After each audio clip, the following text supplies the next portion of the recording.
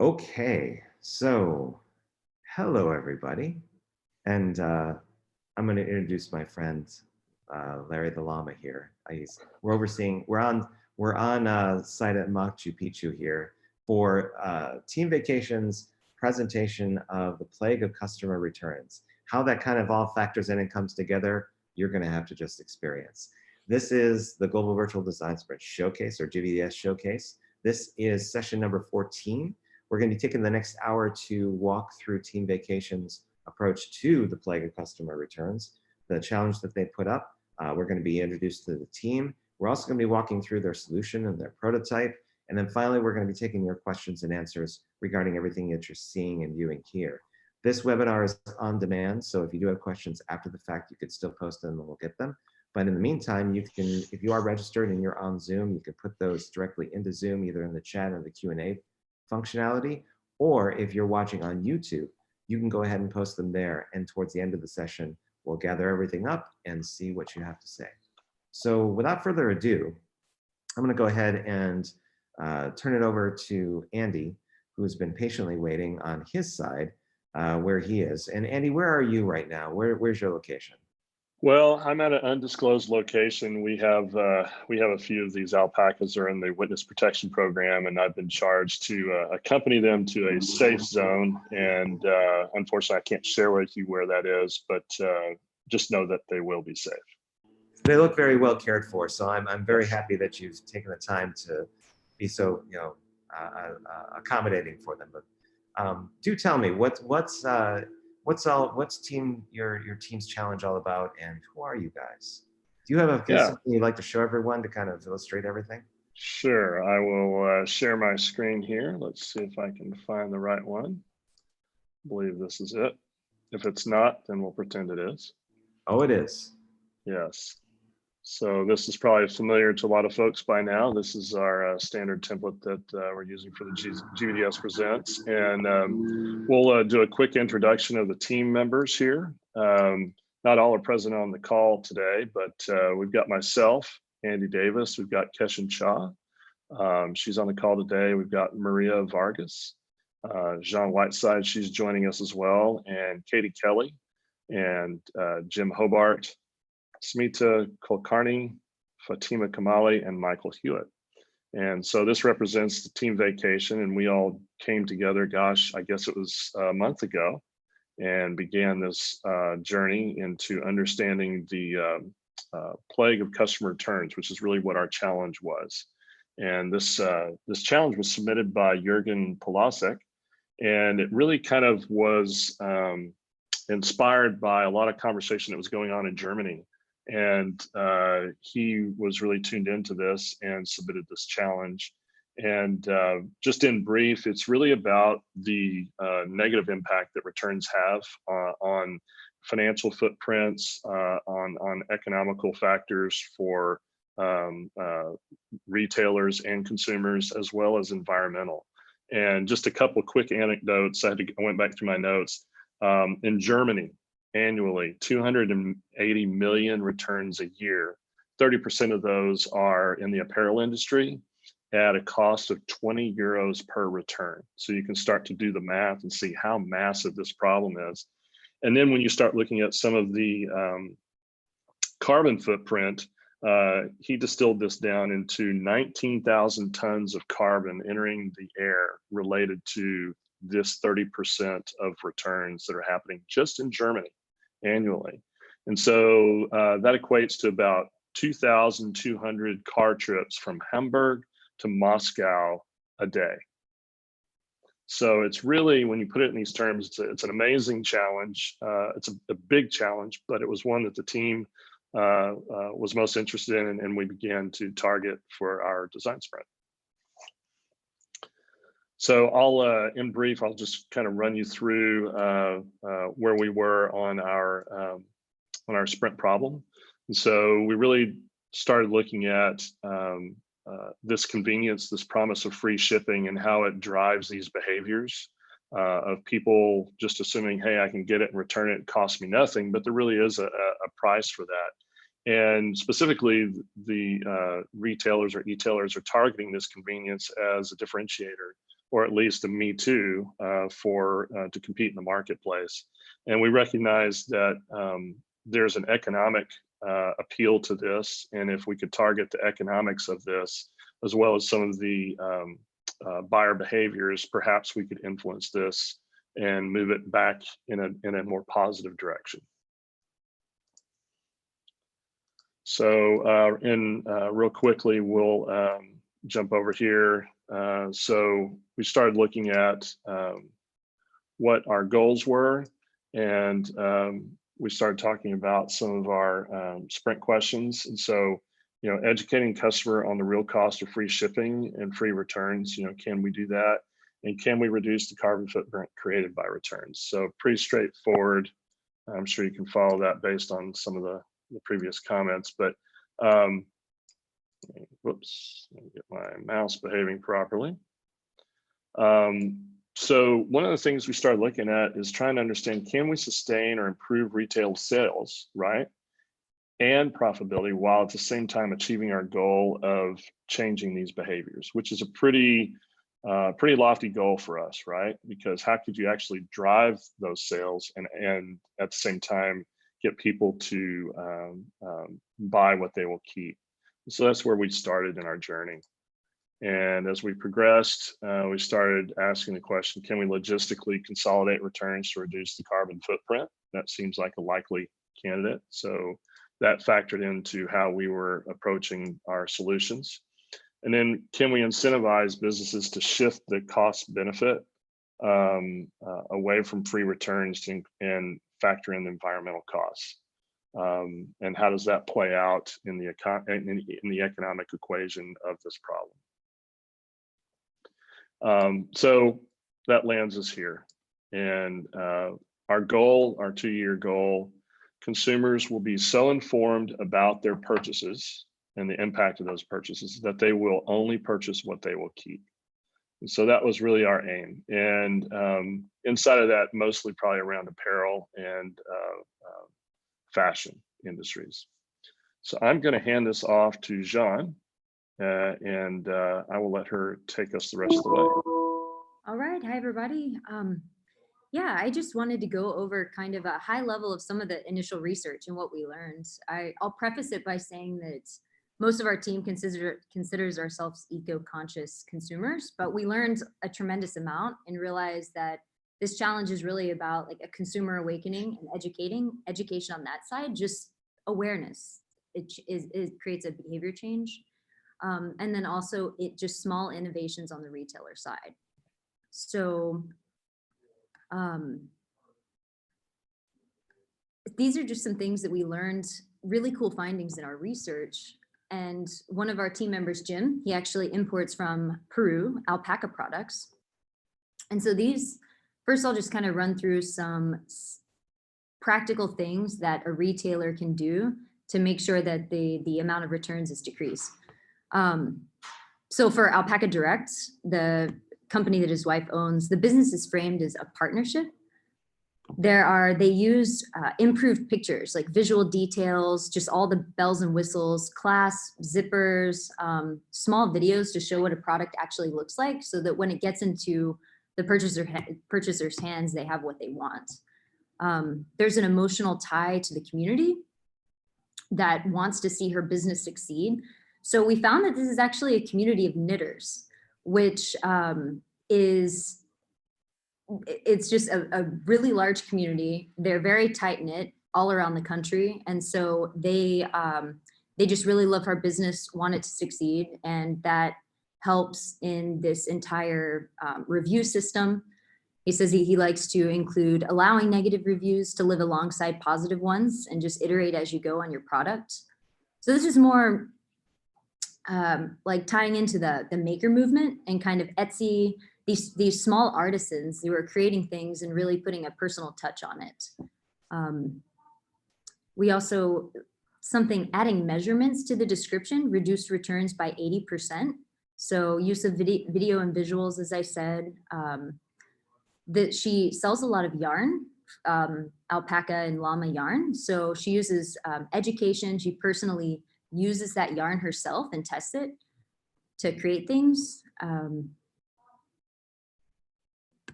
And those are just some really practical things that you can use on kind of an e-tailer, smaller e-tailers that they can implement to reduce those returns. So some other things we found are just like these big movements, the fix it movement. There's iFixit, where if you're purchasing something, you actually have a repair manual. It's like, hey, wait, you purchased this, but before you return it, would you like to fix it? And most people actually would. There's the maker movement, where people are just small artisans. There's Etsy, which is personal handcrafted items, and people actually, Etsy as a company, they grew their number of female engineers by almost 500% in 1 year, and they are carbon neutral by planting trees. So they offset their carbon emissions by planting trees. So regardless of your opinion on kind of if that really helps, it's just an example of a company that really is creating an ethos around just an entire ethos around like what this really means for our planet. We found that, as Andy mentioned, clothes, swimsuits, those are the biggest returns. So there's also the fast fashion industry, so to speak, that's the second largest contributor to global warming. If we would be fine if we never created any more materials for clothing going forward. We have enough to keep repurposing and recreating. There's also, this term of greenwashing, where these big fashion companies like H&M, you purchase something and you wash it twice, and it's really, it's then old, and it's just cheap material. So just getting back to the basics, like denim and things like this, sustainable materials are really where those companies are pushing the pedal and like shifting this creating a paradigm shift. We also found a really cool company called Timbuktu, where their concept is called break up with your bag. So they have, over the years, they have donation partners across the USA and Canada, but we will repair your bag. You can send a bag in, get it repurposed. They also include a 30% coupon for a new bag. So if it's in a repairable condition, it can get reconditioned. Otherwise, they can recycle those base ingredients. And then they have this ludicrous social media around the hashtag break up with your bag. So it really went viral and just a really cool business model.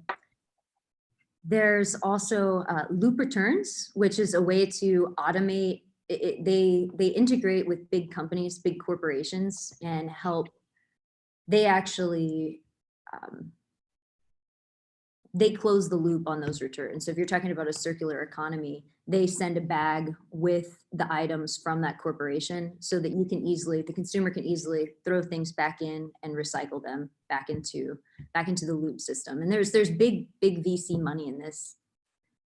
Then we also, we learned about the behavior creation, like Amazon, with your returns are as easy as 1, 2, 3 with a QR code, and it's creating more people are returning more frequently. But there also is a company that's partnered with Kohl's to like improve the logistics of some of those returns. They have the Amazon Smile donation option. They also have they're providing access to big cloud data sets so that researchers can look at it from a global perspective and see how we can really look at different sustainability challenges. So just their logistics system is amazing, but it's also, there's a lot to think about with Amazon and the way they're making things very easy for us to return. We saw like VR and AR as an amazing way to provide, like even people that know all these clothes are ending up in landfills. Your Christmas returns may end up in landfills. That providing a visceral like AR or VR experience, there's an emotional tie to that, and they really start being more aware of how this is affecting different people in different parts of the globe and where they live. So Neiman Marcus is a big retailer that they're using memory mirrors. So it's augmented reality to see clothes in 360 so that you're less apt to, you're finding exactly what you need that really fits you. We also found that Credit Karma, they cited that how many returns you make can actually affect your credit score. So this is something none of us really knew, but it's probably the future of how our credit system might actually work.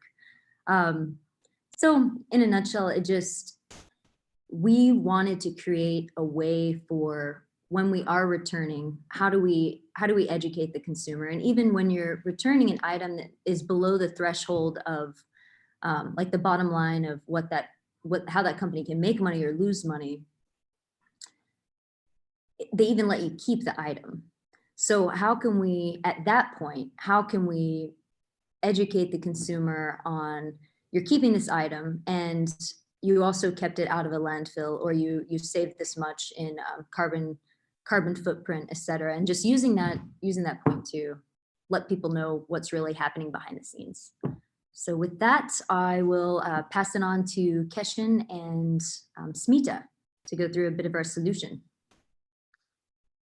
Yes, so we actually, before we go to the solution based on our research, Sean just covered, we also interviewed 5 other people, which happen to be graduate students, and so we make a research goal, which is to understand the customer's behavior and attitudes on the existing return process.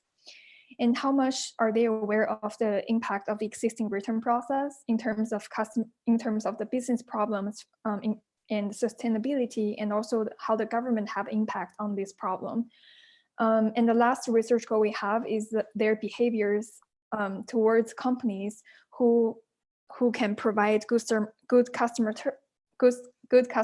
service, and also the companies who are ecologically conscious. So after our interviews, we find out our customer behaviors, which are they would like to take small actions to reduce environmental costs.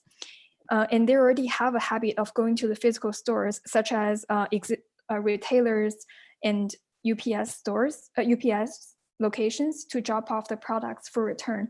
And they also think it's relatively convenient to do this.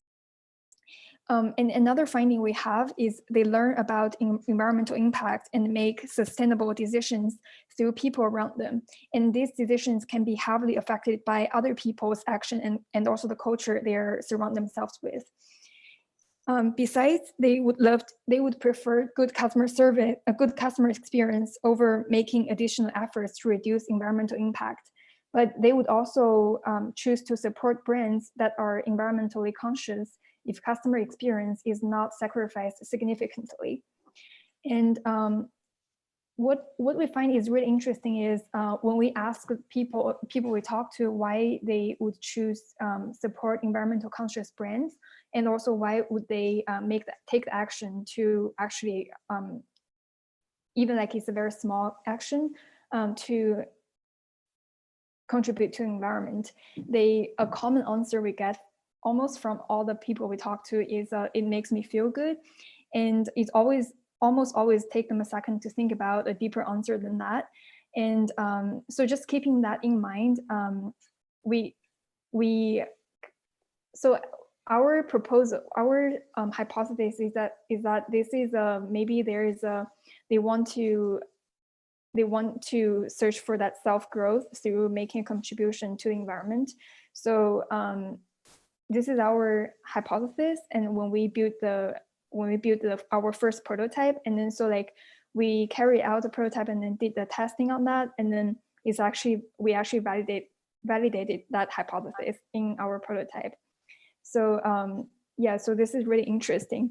And so I'm going to hand over to Smita to go through our prototype.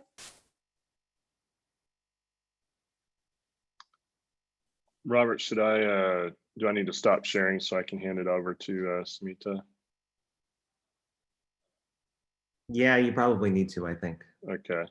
Smita, do you have anything you want to talk about on this template before we jump over to the prototype?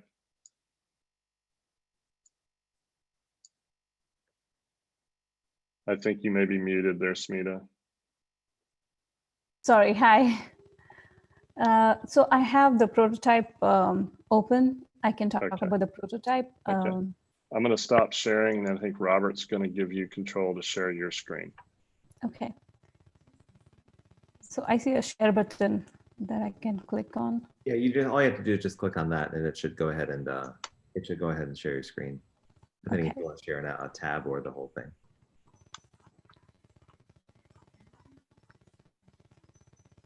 Um, I'm not seeing the tab that I want to share. You can do How do desktop. I share the Yeah, desktop? you do desktop, and then basically Okay. it'll give you the And option. then, okay, got it. Okay. There you go. Do you all see I the, see a lovely QR code is what Yes. right, the beautiful QR code? I Okay. So let me talk a little bit about the solution before I go into the prototype.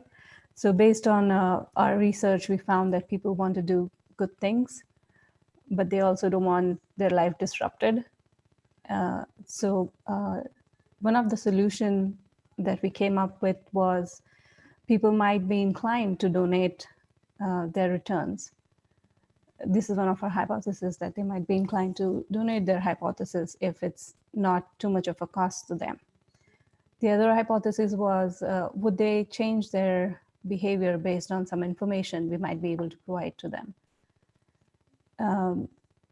The idea was to get the user flow as easy and as with least disruption as possible in their usual flow of returns. So the first step we thought would be when they receive the box, when they've made a purchase and they receive the box, there would be a QR code that would direct them, inform them about how they can make the return. So once they scan the code, it would take them to that particular order, which they would choose which item they wanted to return. So let's assume our returner is Jane. She bought this pair of pants that she realizes that she now no longer needs. She wants to return them. So at this point, we wanted to find out if informing them at this stage would be beneficial in changing their behavior, tweaking it a little bit towards donation. How do we do that? So we thought we would put a button over here where they can learn a little bit about impacts of returns to the environment.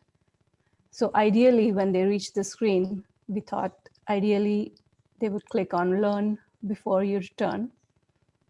And then it would take them to this screen, which would inform them about some of the impact that returns can cause. The negative, we put one negative, one positive, and I think two positives to help them understand. The first impact would be that each year, 5 billion pounds of waste is generated through returns. But if they are able to recycle or redirect some of this clothing, 1 ton of reuse can reduce up to 11 tons of carbon dioxide. And donating to charity helps provide low-cost clothing options, and it also helps provide financial benefits to some of the charities that provide lessons and classes and life skills. So this is the graphic we came up with. And for our donation portion, we decided to team up with some of the local charities we thought might help direct Jane into some of the local charities that she might be familiar with and might be more inclined to donate to. So there's a children's charity, family services, and veteran services. So once she takes a look at the screen, she would possibly choose one of the charities to donate to. Let's say she chooses family services. Then it'll take, oops, that's not the one we want. Sorry, I'm gonna go back to, okay, that's the screen. So once she selects the charities, this is the screen she will be directed to. the family services, the item donated would be sent to family services. And while she does this, she will get some of the money, 50% of it back on her card. She will also get a 40% off for the next item, which promotes more business for more orders for the business that she's returning the item for. And she also receives some loyalty points. Once this is done, her return request is complete.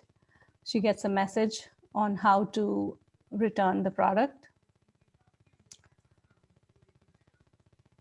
Once the product is received by the family services, they send her a text with a thank you note and a picture saying that they have received her donation, and possibly see a picture of how it is being used, or maybe a picture of how when it was received.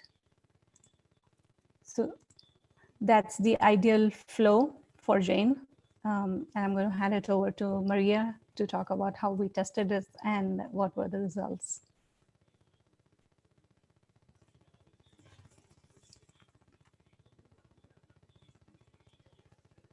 So we had a few testers. I had two, I think. Keshen, did you have two as well? Or one? Two? Yeah. And then Smita had one tester? Right. Yes. Okay. And so it was interesting. I think we had, at least I had two main takeaways from testing. The first is that consumers will consider the impact of their choices if they're aware of them. And the second one is that when designing, we can't make any assumptions about what works best for raising this awareness. So whenever we were going through the flow with the different testers, their main goal was to just return the item. They weren't expecting like a donation option. So then whenever they were going through the flow and, you know, they were just like, okay, return item, they were not clicking on learn more before return, learn before you return. Really that's the most important portion, because that informs their choice. And so when seeing that nobody was clicking on that, they were really confused when they arrived at the screen that asked them like, should they what they want to do with their item. They were just like, well, I just want to return for a full refund. I don't understand. But then I showed a couple of my testers the infographic about the impact of returns, and they were like kind of shocked about it. In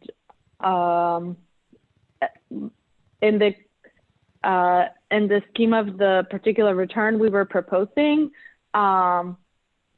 you know, they said that within different circumstances, maybe they would consider donating, but they all stated across the board that they would consider the impact of returns in making future purchases. And so even if at that moment the customer would still just want their full refund, in making purchases in the future, they would consider the impact of the returns. And so we realized it's really, really important for them to get to this infographic screen. And so we prioritized that on, that was one of our priorities on the redesign. And then, you know, we also realized that every consumer has very different shopping behaviors. You know, when you're designing for retail, it's not the same to be designing for people who, you know, shop to go hiking and really take care of and research what they're about to buy, compared to somebody who's just looking for an email for which company is going to have a sale now and where can I get something that's $5. It's just very different behaviors.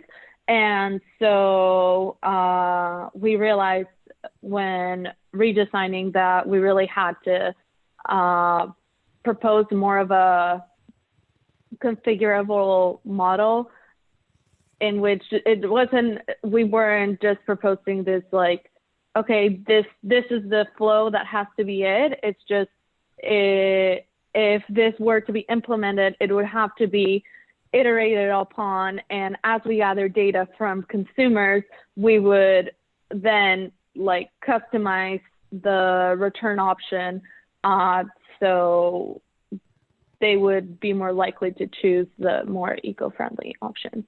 Oh, and another interesting thing that I didn't really touch upon about like making assumptions. Our first assumption was if you get a QR code, it's very easy for you to access it, but it turns out a lot of users didn't even know how to use a QR code. And so you can't even make assumptions on that. So you have to make it, you have to make sure to be very clear with the consumer about how the return would go, and then be willing and open to change your model to fit that.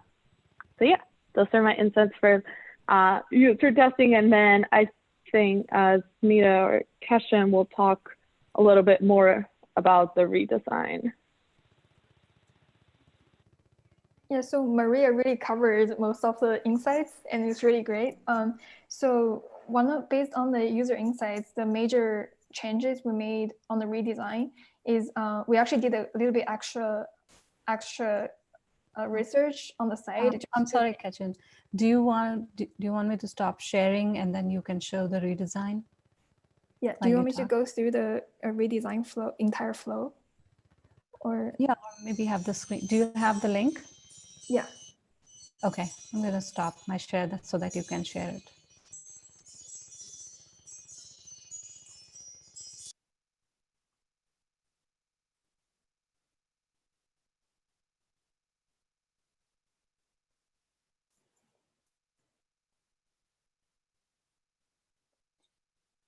Actually, I think I would just talk. When I need to, I will share my screen. Okay, but so I'll open up the link and let me know when you're ready. Okay, great. Thank you. Okay. Okay, I'm ready now. So yeah, so one of the things we changed, because based on user testing, we realized there's not enough nudging in people's behavior to choose the more environmentally conscious decision. So we actually did some research on the side to see how we can make people opt in for the option that's more environmentally conscious and also good for the community. So we find out there is some psychology behind it. One of them is to use social influence. So as you can see on the first screen is a paper box. The paper box is designed to have a big recycled button on it. So people can, it's like when you drop off the box at in their door, their neighbor can see it. And then they kind of have that like recognized by the other people, they have this behavior. So in a way, they are like positively reinforced to have this like social validation from other people to continue this good behavior, hopefully in the future. And another thing we used is the community. So like when people, if we bring people, so by the end, when the people choose the environmentally conscious option, by the end of user flow, the last thing they see, they were able to see is the opportunities to get involved in the volunteer events where they can volunteer to contribute back to the community. So when we involve people to take actions in this kind of activities, we actually, one thing is to educate them. The other thing is because they already make effort to do this. So it's more likely they will be able to continue form a habit of doing good, like this kind of positive actions in the future. Another thing we change is to use positive language and also to carry out our the message we delivered throughout the entire prototype in a more personal level. So people feel like it's not just like hard facts where we're telling people this is like how bad the word is, how bad the word there is already is, but we're more making effort to telling people this is what you can do as an individual to make a change, and this is how you can make a change. So these are the mainly design changes we made in our second prototype, and which Smita, I believe she already goes through the entire flow. Yeah, and actually go back to the infographic. I think another thing within like the design team, we actually talked a lot about where we should present infographic, which is the hard facts, the statistics to educate people, because we already know from our user research, people, when they try to return, the one and only goal they're trying to achieve is to get the item back to the store, and also to get the refund. So we don't want to have anything like on the way to stop them from doing that or making them feel annoyed. But on the other hand, to show them the facts, it's really important, because we want to educate them so like repeatedly, hopefully, like so they can make the choice where it's good for the environment in the future.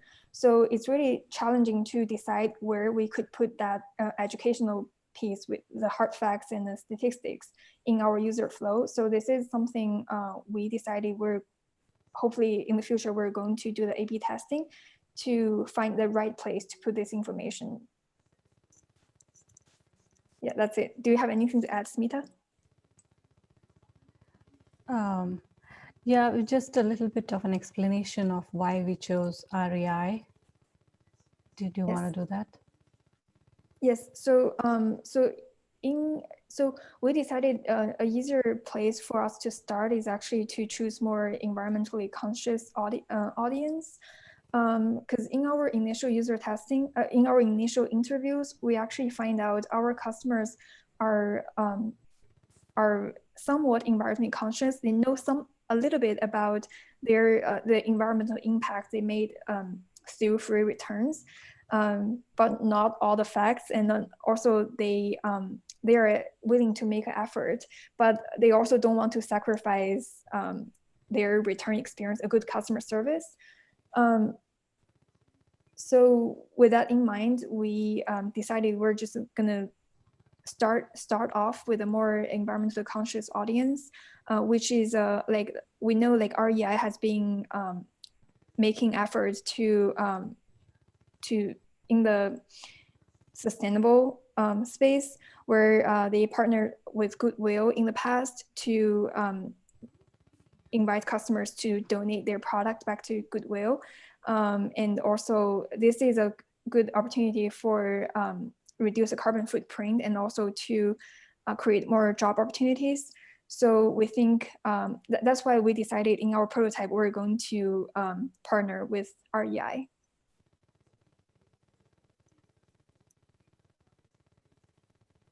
And one thing I'll add to the mix, we really kind of see this as a standalone engine of sorts that potentially any retailer could integrate into their online checkout process and or returns process, so that they aren't having to recreate the wheel themselves, but they can tap into a service of sorts through APIs. So I think that's a very interesting space that this could go in.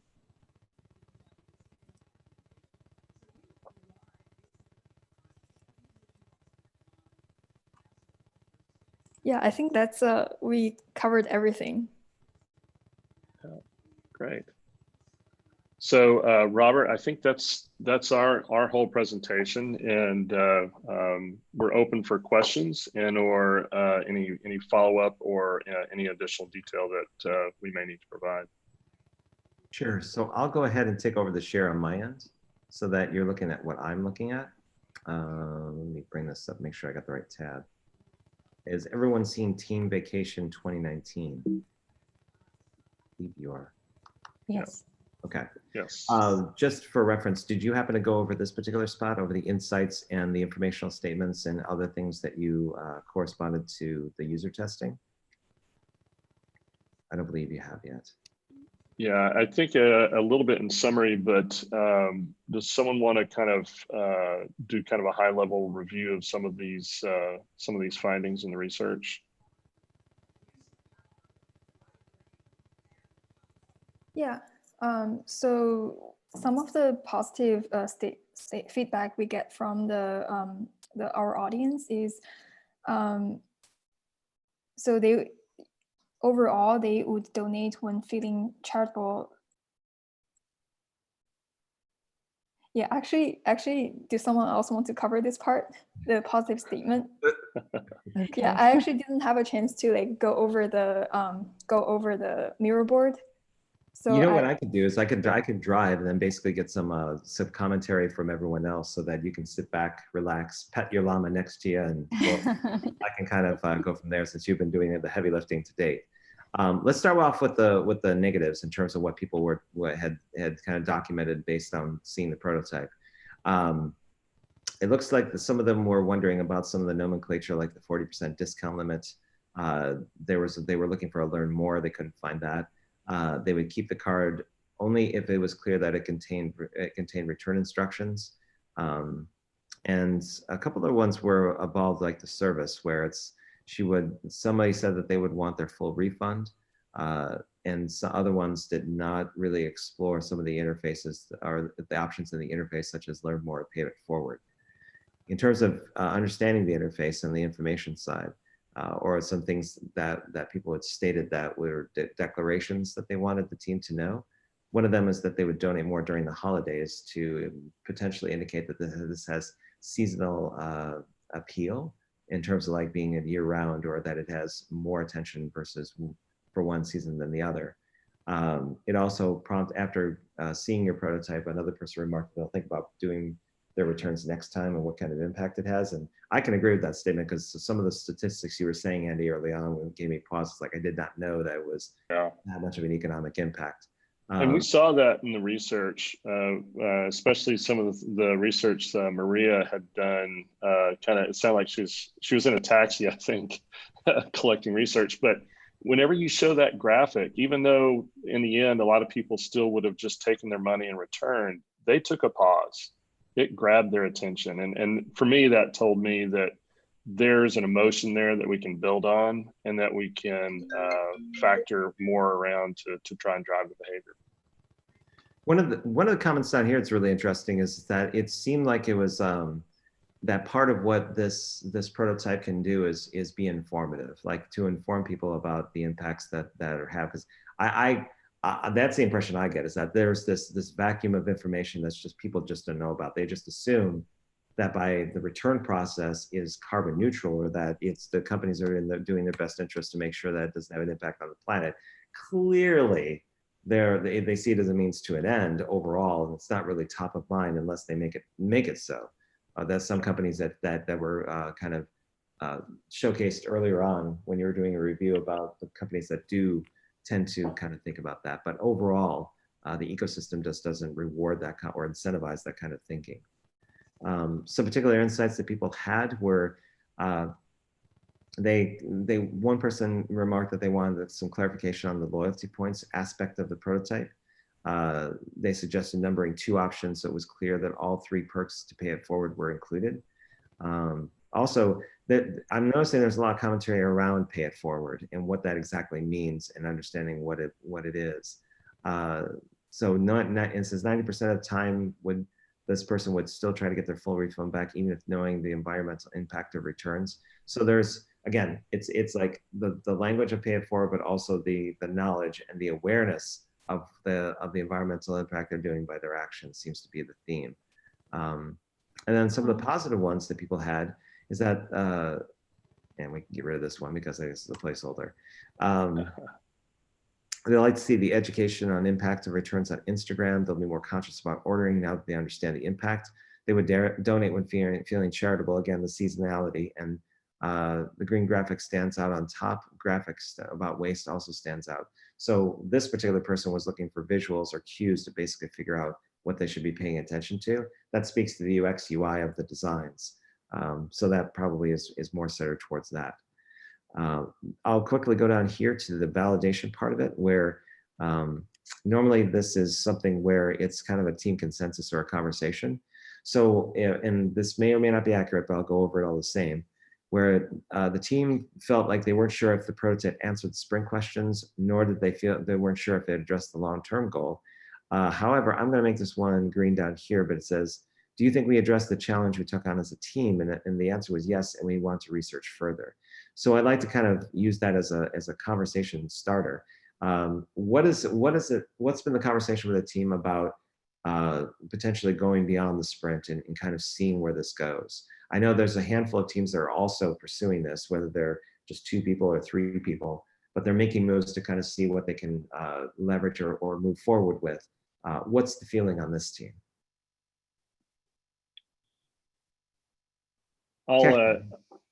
I'll jump in and I think and I'll kind of speak for myself and I think we have a variety of opinions, but I know that there's energy around it because I think we're and I think Jean said it earlier, we're all kind of naturally environmentally attuned to this problem now. Either we may have been before, but we certainly are after, just knowing these data points.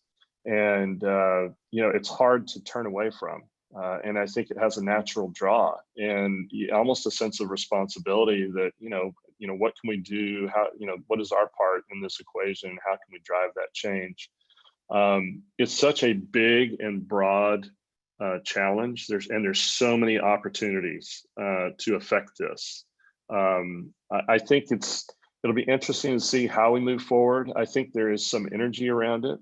And I think given the right situation, I think we might find ourselves continuing on to explore and iterate further.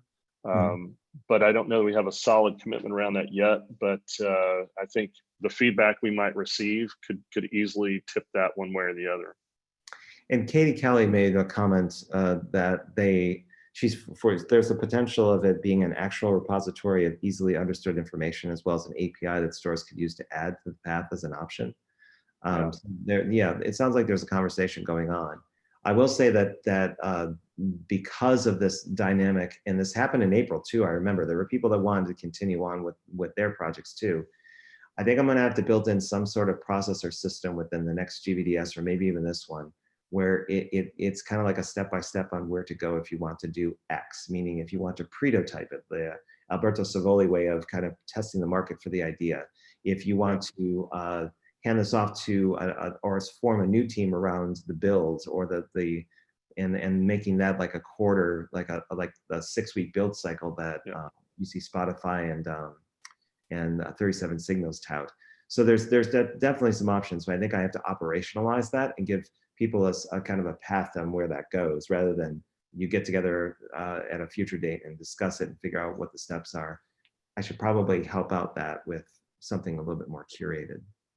Yeah, I think that's good. And just to add to that, Robert, I think something that would be really great for that is, so we got this challenge for somebody who brought it, and I don't know if he's part of some interest group or something regarding the environment, but I do think that, presenting the problem and the solution to groups that already focus on these issues would be helpful. I know for myself, so both Jean and I are in a group called the Sustainable Ones, and we talk a lot about sustainability, and we think about like events and discussions we can have about it. And so I know, like, just because like her and I already have this like group outside of this, I know we're definitely gonna bring it up and talk about it and see if the group is interested in exploring this solution and testing this further. But I do think that connecting the challenge and the solution with groups that are already interested in this would help it, keep the momentum going. bring a greater awareness to what's been done here, and have that as part of the greater discussion. Yes, exactly. And Rob, by the way, Andy and a couple of others have had a long discussion about different ways that we can elevate the sprint community on the long term. And we'd love to have that conversation with you anytime you're up for coffee. Who, me? Yeah. Well, absolutely. It can be a virtual coffee, just because I tend to be somebody that's you know, always looking at a screen. But if you're, yeah, I'm up for it, definitely. So we were wondering if, you know, how transparent you want to be. We don't mind it that maybe is a community invite and we all get together over coffee and we talk about things. I mean, one of the things that this brought up, and I'm going to pass the baton to Andy, is this is his second sprint. Mhm. And about being a different person in each sprint gives you a different view. And so is this maybe more of a package view where we go 3 sprints so we get to be 3 different chairs? Yeah, the systems or the process is set up so that you can basically choose your role or what you want to do every time we do this, or at least with every event. So Andy doesn't default into the facilitator, so to speak, and he can take a back seat and be an advisor or something else. It just basically depends on the nature and the makeup of the team that gets together. I know that Andy, both this time and next time, are someone that just received a ton of peer acclimate. I will say the right word. They were very well respected by the people that they worked with because of their work, what they brought to the table. I never try to force people into a role per se. I will say though that there is, and I won't get too far into it because we're at time, but there are other endeavors that people are talking about in relation to this event that deal with community, that deal with social good, that deal with getting together in person locally, and also finding people that are looking for work full-time because of small-time businesses or through contracting. There's those avenues as well, and that I've been getting some interest in. So this is going in different directions. How that actually plans out, I'm not sure, but I have plans to talk to people that are strategically minded and to figure out what exactly that could be. Plus, there's a report coming out the next couple weeks that is a summary of the numbers around the activity that we had, some of the results that people had, as well as the feedback that I received through the different channels. So that's all going to be public and community driven. So there's that too. So you know, it's so far that I've been scanning, it's been really interesting, especially knowing that's not coming from, it's coming from different perspectives, both both criticism and praise. I mean, both in my mind are equally as valid. It's just a matter of just kind of distilling it down and really understanding the message. On my screen right now, I'm kind of presenting some of the comments that people had around their experience here. I know that Jean had to leave for another endeavor, and Smith is still. I'll leave it blank since there's no thoughts there yet. Yeah, I'll add it. I'll probably add it right now. Right now. No, actually, you can tell me, and I'll go ahead and write it in real time. Oh, okay, cool. So I just want to say that knowledge is power, and I learned that people, once they're informed, make better choices. And the only problem is to get it to them in the right way.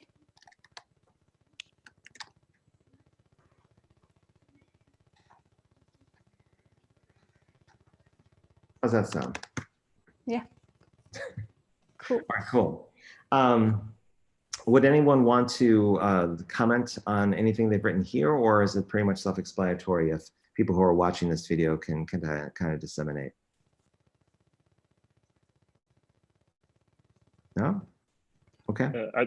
I think it's all fairly self-explanatory, but again, I'd just like to congratulate this team on the effort they put in. They really, they sustain the energy, and it's, you know, it's easy for these things to kind of drop off, and they really kind of carried it forward. And I'm really, was a pleasure and exciting to work with them. And I think they did a fantastic job.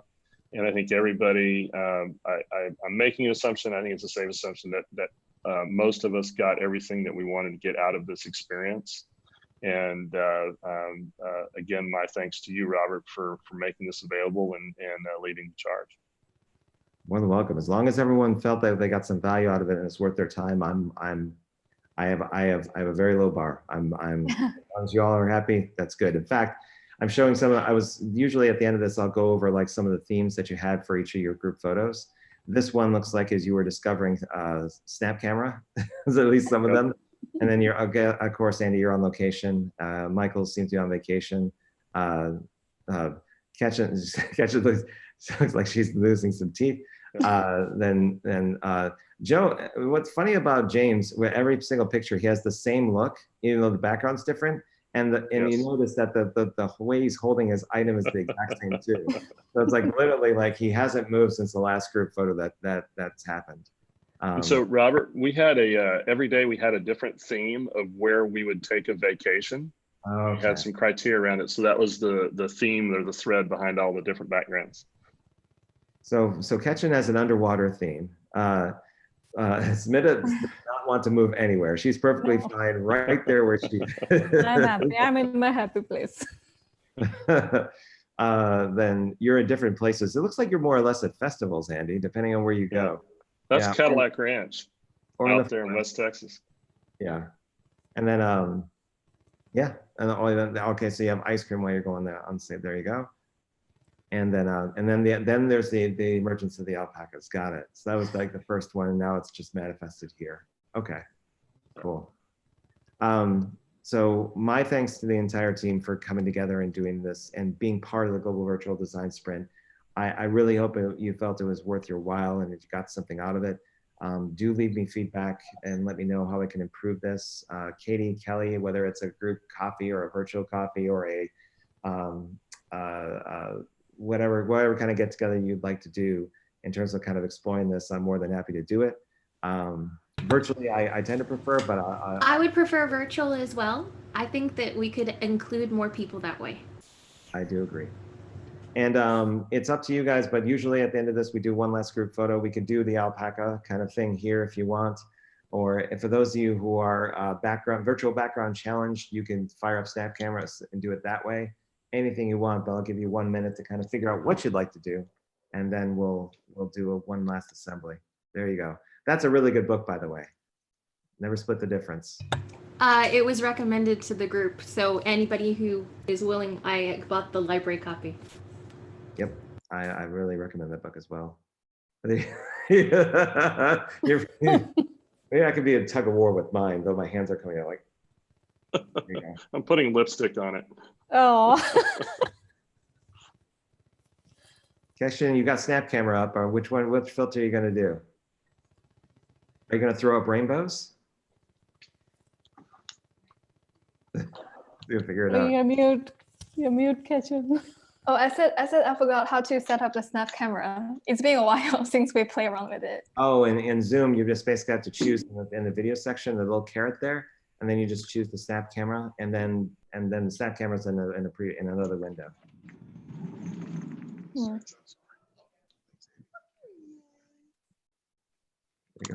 But Andy's got like the aha thing going on. Sorry, I had to change rooms. That's okay. You got to take on me, alpaca kind of thing. Oh my goodness. Oh, that'll work. Yeah, there you go. I can't figure out the snap camera, so I think we'll just have to say my alpaca escaped. Okay. I'm right there with you, Maria. All right, that's fine. And then can I pet it? No. There you go. I can hug that. All right, are you ready? Let me get the keys ready and go ahead and do this. 1, 2, 3. All right. Awesome. Thank you all very much. Really do appreciate it. I'm sure I'll be talking to you at some capacity in the future. And again, thank you very, very much for being part of this. Let me know if I can help as this thing kind of moves forward in some fashion. And we'll talk to y'all later. Right? All right. Thank you, See y'all Robert. later. Thank you, Thank you. Andy. Thank you, team. Bye, everybody. Thank you. Thank Bye. you, everyone. Talk to you Bye. soon. Everything Bye. else. Thank you for watching. See you later. Bye. Everybody. Bye. North of the mountains. Bye.